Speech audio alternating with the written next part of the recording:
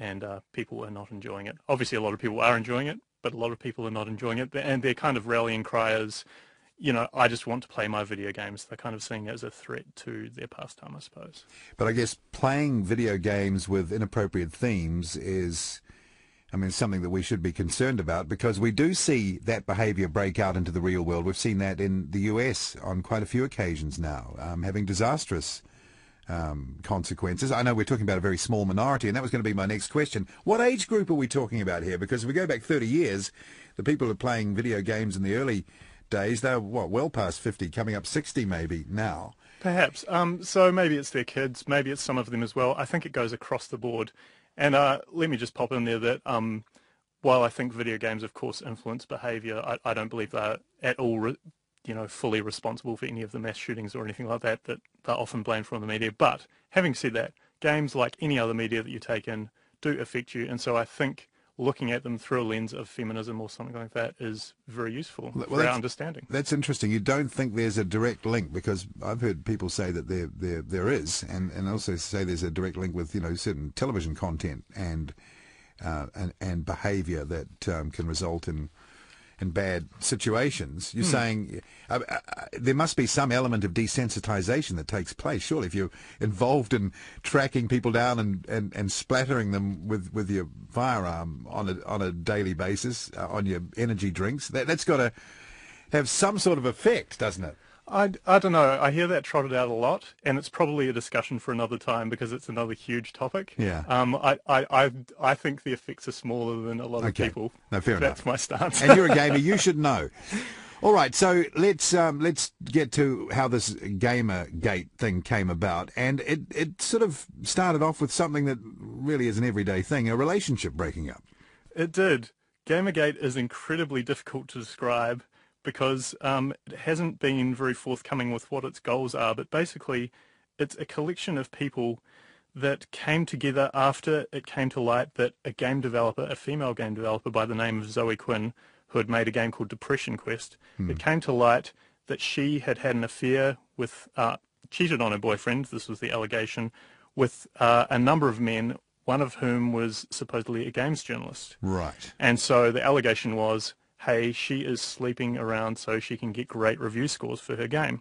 Her game was called Depression Quest, by the way. It was a free game that she released last year, and it's just a little text-based adventure. I think it was quite popular, and it was well received and had good critiques, didn't it? It did. It had good feedback, but the key point here is that it was not getting reviewed on major review websites because it was such a minor game in the grand scheme of things.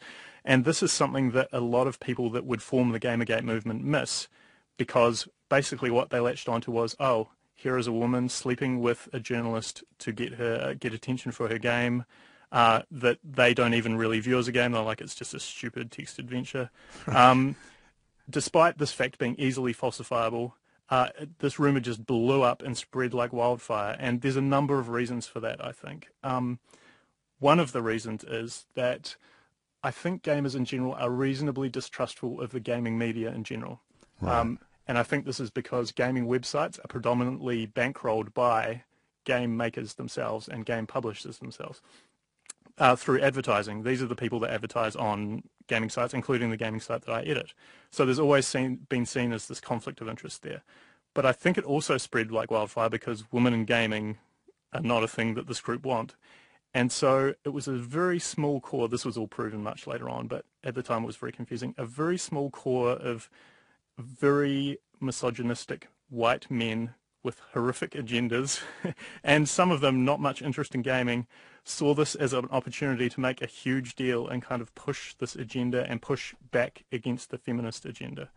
And we that seems like quite an allegation, and I suppose it is. This has all come to light much later on when chat logs have been released, but it was a very coordinated attack, and they kind of rallied under this hashtag of Gamergate. Right. So they went into overdrive, they got on Twitter, they made a number of what's called sock puppet accounts. So what are they? That's basically just one person makes 15 Twitter accounts, tweets from one of them, and then retweets through all of the other accounts. So it looks like something is trending when it's not. Okay. So it made it look like they had much more support than they had. And this got a lot of traction because suddenly it was visible, and because, as I say, a lot of gamers were sick of the progressive press. They just wanted to play their games, and they were suspicious of the press. Unfortunately, they didn't really cotton on, or a lot of people didn't cotton on to the misogynistic undertones, or in a lot of cases, overtones of this group. And really, rather than the group being about journalistic integrity, it's fairly clear that it's about misogyny. So they used what looked like a criticism of journalistic integrity, like you say, as a cover for promoting their core beliefs, which are nasty. Yeah, that's right. I kind of like to say that Gamergate is a large collection of people which consists of, there's gamers demanding better transparency and more ethical behaviour from the press. That's fine. There's gamers who are afraid of the progressive values in the press and that's coming into games journalism. There's a lot of people who are very easily led.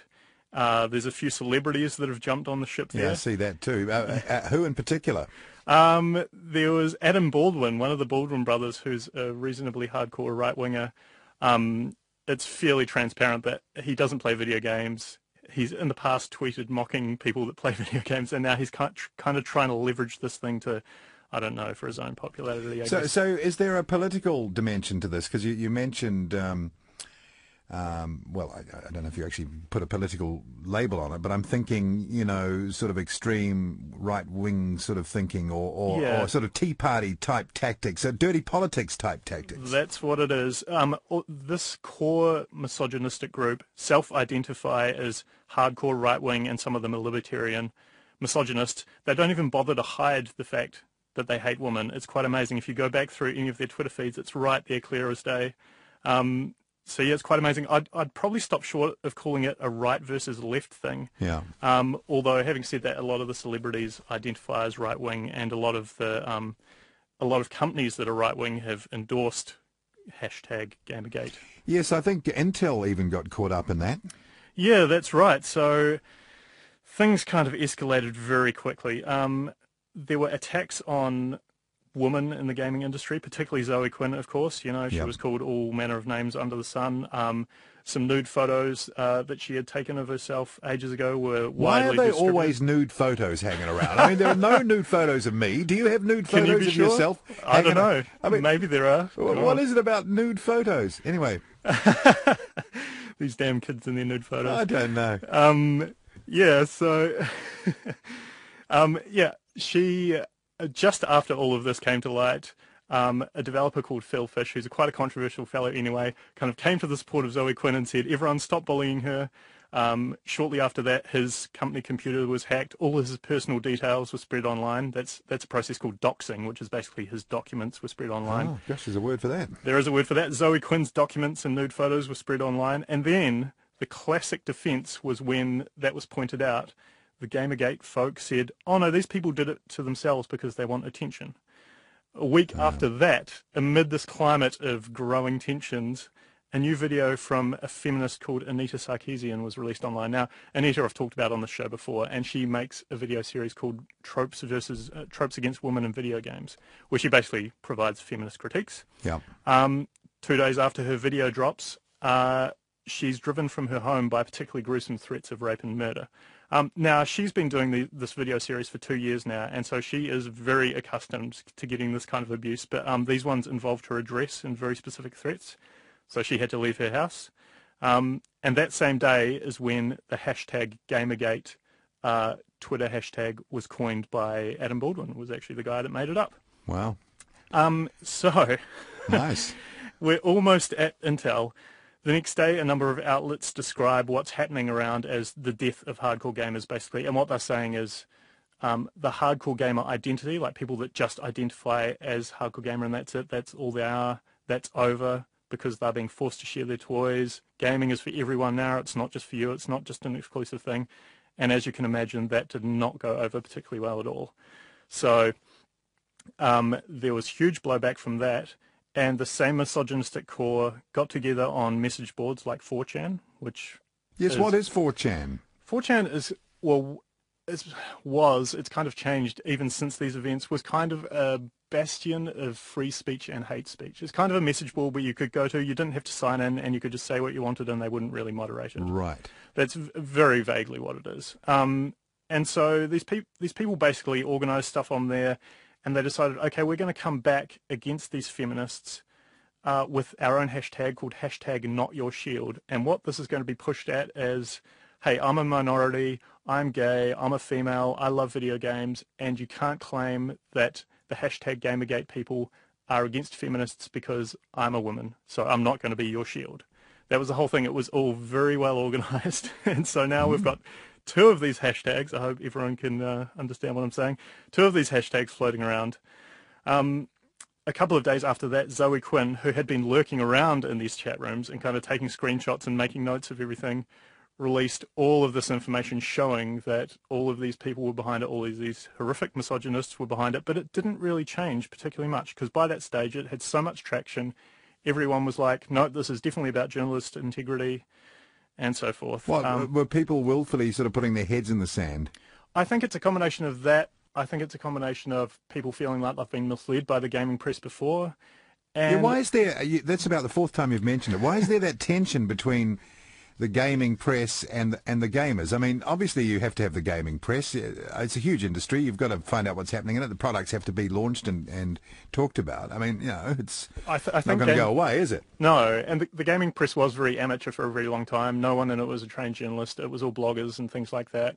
Very susceptible probably to, I don't want to say outright bribe, but just no real grasp of ethics. They used to call it payola in the old days of recording, didn't they? Perhaps. So it's kind of like, I have these games for free and maybe review one and make it a good review, have this merchandise on the side, and that's kind of hung around because there have been reasonably small-scale scandals in the last couple of years to do with gaming journalism websites. But the thing is, no one cares more about ethics than game journalists. This is something that's constantly talked about and out you in are the open. One, so you're saying that, we'll believe you. Yeah, exactly. So anyway, just after that, these same core misogynists started an operation called Operation Disrespectful Nod, where they blanket bombed companies advertising on these progressive journalism websites with complaints about these articles that said, gaming is dead. And they basically characterized them as, hey, these people are bullying us. We're not dead. We're people. We're people. We have a voice. And that's when Intel pulled their ads. And that's, I guess, after the threats and the company started pulling out, that's when this started getting mainstream press traction. By October, Zoe Quinn had been couch surfing for 2 months because she didn't want to go back home. I think they even had to call the police, didn't they, those two women that you talked about? The threats were so serious. Oh, absolutely.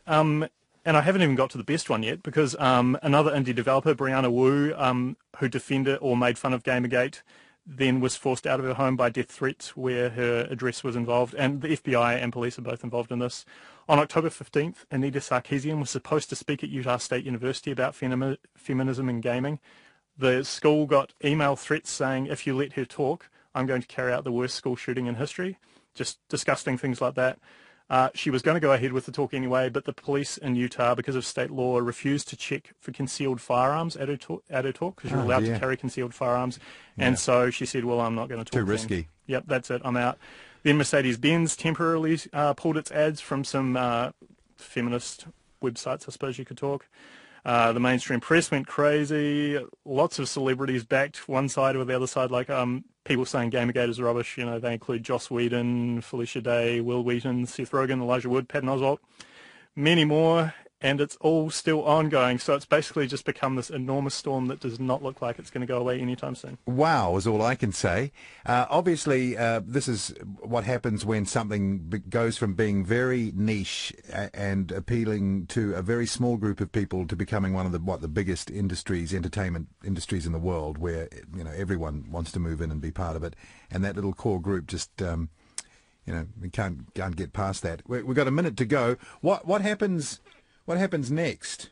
Well, I think you're right. In the intro, you mentioned that this was a cultural war, and I think that's absolutely what it is, because I don't believe this is only hardcore gamers not wanting to give up their games. I think that's probably a part of it. There's probably a large number of people that don't care about politics, never were exposed to feminism. I mean, when I was exposed to feminism at university, I thought it was shrieking women trying to take away my fun. It's taken me years to come around to this standpoint, and I think, unfortunately, that attitude still exists amongst a lot of young men. And so it's kind of this group that want to keep feminism out, but they were so easily co-opted by this core of horrific misogynists. I think that's the main point here, is that I don't really blame any of those people because they can be educated, but there's these misogynists that have just puppet mastered the whole lot of